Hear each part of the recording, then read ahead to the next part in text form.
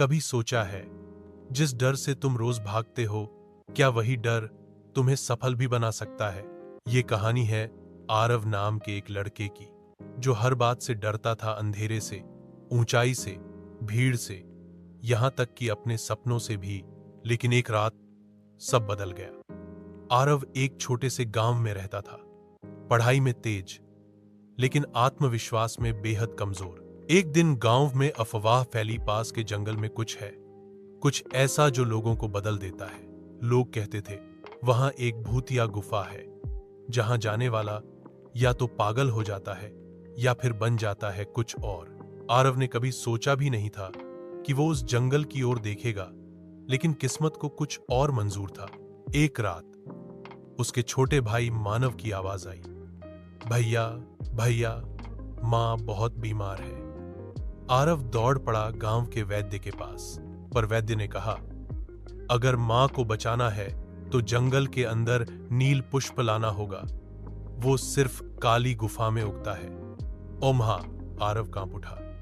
नहीं, मैं नहीं जा सकता, मैं डरता हूं। लेकिन फिर मां की हालत उसकी आंखों के सामने घूम गई। उसने अपने डर से नजरें मिलाई और कहा, अगर डर के कारण कुछ खोने से बच नहीं सकता, तो डर को जीतकर पाना ही बेहतर है। आरव अकेला जंगल में घुसा।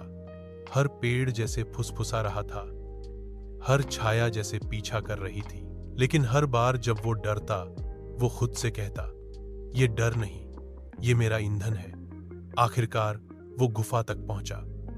अंदर घुप अंधेरा था, लेकिन फिर उसे अपनी मां की मुस्कान याद आई, और उसी अंधेरे में उसने वो नील पुष्प देखा।